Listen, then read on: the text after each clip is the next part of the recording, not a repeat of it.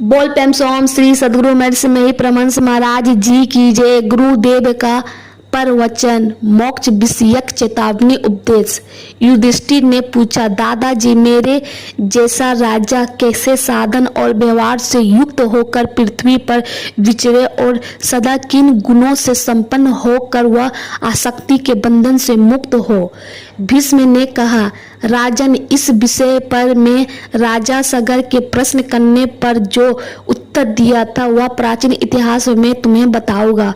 सगर ने पूछा, ब्राह्मण, इस जगत में मनुष्य किस परम कल्याणकारी कर्म का अनुष्ठान करके सुख का भागी होता है तथा किस उपाय से उसे शोक या मोक्ष प्राप्त नहीं होता, मैं यह जानना चाहता हूँ। भीष्म जी कहते हैं, राजन, राजा सगर के इस प्रकार पूछने पर संपूर्ण शास्त्र यज्ञों में श्रेष्ठ सर्वोत्तम देवी संपत्ति के गुण जानकर उनको इस प्रकार उत्तम उपदेश दिए। सगर, संसार में मोक्ष का सुख ही वास्तविक सुख है, परंतु जो धन धान्य के उपार्जन में वैराग्य तथा पुत्र और पशुओं में आसक्त है, उस मूढ़ मनुष्य को उसका यथार्थ ज्ञान नहीं होता। जिसकी बुद्धि विषयों में आसक्त है, जिसका मन अशांत रहता है, ऐसे मनुष्य की चिकित्सा करनी ठीक है, क्योंकि जो स्नेह के बंधन में बंधा हुआ है वह मूढ़ मोक्ष पाने के लिए योग्य नहीं होता। मैं तुम्हें स्नेह जनित बंधनों का परिचय देता हूँ, उन्हें तुम मुझसे सुनो। मनुष्य ही ऐसी बातों को बुद्धिपूर्वक सुना करता है। समयानुसार पुत्रों को उत्पादन करके जब वे जवान हो जाए तब उनका विवाह कर दो, और जब यह मालूम हो जाए कि अब ये दूसरे के सहयोग के बिना ही जीवन निर्वाह करने में समर्थ है, तब उनके स्नेह पास से मुक्त हो सुखपूर्वक विचरो। पत्नी पुत्रवती होकर वृद्ध हो गई, अब पुत्रगण उसका पालन करते हैं और वह भी पुत्रों पर पुण्यवात्सल्य रखती है। यह जानकर परम पुरुषार्थ मोक्ष को अपना लक्ष्य बनाकर यथा समय उसका परित्याग कर दे। शास्त्र विधि के अनुसार इंद्रियों द्वारा इंद्रियों के विषयों का अनुभव करके जब तुम उनके खेल को पूरा कर चुके, तब संतान हुई हो चाहे ना हुई हो, उनसे मुक्त होकर सुखपूर्वक विचरो। लौकिक पदार्थ उपलब्ध हो, उनमें समान भाव रखो, राग द्वेष ना करो। यह संक्षेप में मैंने तुम्हें मोक्ष का विषय बताया है। अब पुनः इसी को विस्तार के साथ बता रहा हूँ। यदि तुम्हारी बुद्धि मोक्ष में लगी हुई है तो तुम्हें सज्जनों के विषय में ऐसी चिंता नहीं करनी चाहिए कि ये मेरे बिना कैसे रहेंगे। प्राणी स्वयं जन्म लेता है, स्वयं बढ़ता है, स्वयं ही सुख दुख और मृत्यु को प्राप्त होता है। मनुष्य पूर्व जन्म के कर्मों के अनुसार ही भोजन, वस्त्र और अपने माता पिता के द्वारा संग्रह किया हुआ धन प्राप्त करता है। संसार में कुछ मिलता है वह पूर्वकृत कर्मों के फल के अतिरिक्त कोई वस्तु नहीं है। संसार में सभी प्राणी अपने कर्मों से सुरक्षित हो सारी पृथ्वी की दौड़ लगाते हैं और विधाता ने उनके प्रारब्ध के अनुसार जो आहार नित्य कर दिया है उसे प्राप्त करते हैं। जो स्वयं ही शरीर की दृष्टि से मिट्टी का लोंदा मात्र सर्वदा परतंत्र है, वह और दृढ़ मन वाला मनुष्य सज्जनों का पोषण और रक्षण करने में कैसे समर्थ हो सकता है। जब सज्जनों को तुम्हारे देखते देखते मौत मार ही डालती है और तुम उन्हें बचाने के लिए महान प्रयत्न करने पर भी सफल नहीं हो पाते, तब इस विषय में तुम स्वयं ही विचार करना चाहिए कि मेरी क्या शक्ति है। यदि ये सर्वजन जीवित रह जाए तो भी इसके भरण पोषण और संरक्षण का कार्य समाप्त होने से पहले ही तुम इन्हें छोड़कर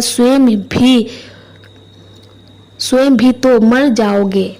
अथवा जब कोई सज्जन मर कर इस लोक से चला जाएगा तब उसके विषय में यह कभी नहीं जान सकोगे कि वह सुखी है या दुखी है। अतः इस विषय में तुम्हें स्वयं ही विचार करना चाहिए। तुम जीवित रहो या मर जाओ, तुम्हारा प्रत्येक सज्जन जब अपनी अपनी करनी का ही फल भोगेगा तब इस बात को जानकर तुम्हें भी अपने कल्याण के ही साधन में लग जाना चाहिए। ऐसा जानकर इस संसार में कौन किसका है, इस बात का भली भांति विचार करके अपने मन को मोक्ष में लगा दो और साथ ही पुनः इस बात पर ध्यान दो जिससे चुसा सुधा, जिसने पिपासा, क्रोध, लोभ, मोह आदि भावनाओं पर विजय पा ली है, वह सत्व संपन्न पुरुष सदा मुक्त ही है। जो मोहवश जुआ, मद्यपान, पर स्त्री संग्रम तथा मृग या आदि वासनाओं में आसक्त होने का प्रमाद नहीं करता है, वह भी सदा ही मुक्त ही है। जो मनुष्य सदा प्रत्येक दिन और प्रत्येक रात्रि में भोगने या भोजन करने की ही चिंता में पड़कर दुखी रहता है, वह दोष बुद्धि से युक्त कहलाता है। जो सदा योग युक्त रहकर स्त्रियों के प्रति अपने भाव यानी अनुराग या आसक्ति को निवृत्त हुआ ही देखता है, अर्थात जिसकी स्त्रियों के प्रति भोग्य बुद्धि नहीं होती, वही वास्तव में मुक्त है। जो प्राणियों के जन्म, मृत्यु और चेष्टाओं को ठीक ठीक जानता है, वह भी इस संसार में मुक्त ही है। जो हजारों और करोड़ों गाड़ी अन्य में से केवल एक यानी पेट भरने लायक 1% यानी पेट भरने लायक को ही अपने जीवन निर्वाह के लिए पर्याप्त समझता है, उससे अधिक का संग्रह करना नहीं चाहता तथा बड़े से बड़े महल में मांच बिछाने भर की जगह को ही अपने लिए पर्याप्त समझता है, वह मुक्त हो जाता है। जो इस जगत को रोगों से पीड़ित, जीविका के अभाव से दुर्बल और मृत्यु के आघात से नष्ट हुआ देखता है, वह मुक्त हो जाता है।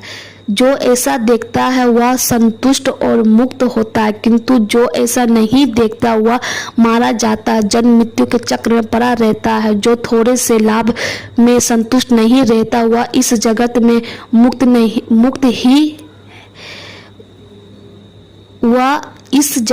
मुक्त ही है। जो इस संपूर्ण जगत को अग्नि और सोम यानी भोक्ता और भोज्य रूप ही देखता है और स्वयं को उनसे भिन्न समझता है, उसे माया के अद्भुत भाव सुख दुख आदि से छू नहीं सकते, वह सर्वथा मुक्त ही है। जिसके देहधारी के लिए पलंग की सेज और भूमि दोनों समान है, जो अगहनी के चावल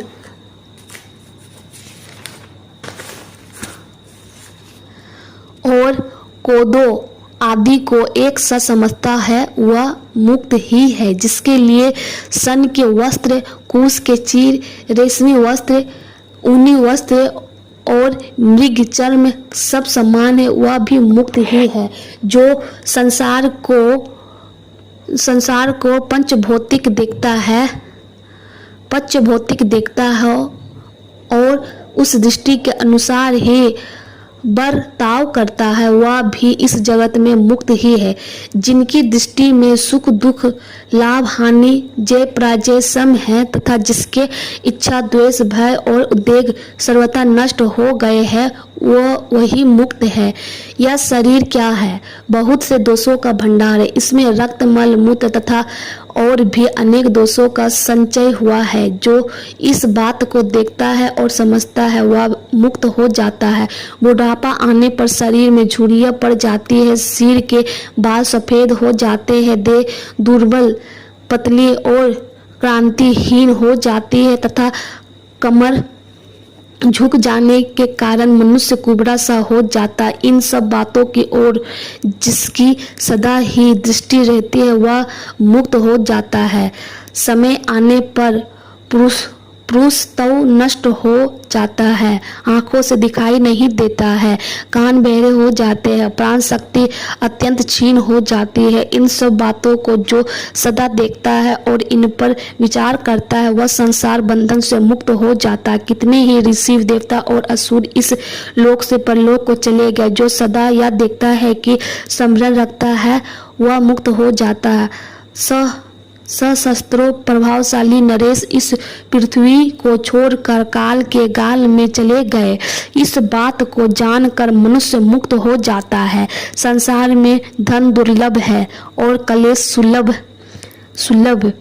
कुटुंब के पालन पोषण के लिए भी जहाँ बहुत दुख उठाना पड़ता है, यह सब जिसकी दृष्टि में है वह मुक्त हो जाता है। इतना ही नहीं, इस जगत में अपने संतानों की गुणहीनता का दुख भी देखना पड़ता है। विपरीत गुण वाले मनुष्यों से भी संबंध हो जाता है। इस प्रकार से जो यहाँ अधिकांश कष्ट ही देखता है, ऐसे कौन से मनुष्य मोक्ष का आदर नहीं करेगा। जो मनुष्य शास्त्रों के अध्ययन तथा लौकिक अनुभव से भी ज्ञान संपन्न होकर समस्त मानव जगत को सारहीन सा देखता है, वह सब प्रकार से मुक्त ही है। मेरे इस वचन को सुनकर तुम अपनी बुद्धि को व्याकुलता से रहित बनाकर गृहस्थाश्रम में या संन्यास आश्रम में चाहे जहाँ रहकर मुक्त की भांति आचरण करो। राजा सगर के उपयुक्त उपदेश को भली भांति सुनकर मोक्षोपयोगी गुणों से संपन्न हो प्रजा का पालन करने लगे। बोल प्रेम से ओम श्री सद्गुरु महाराज की जय।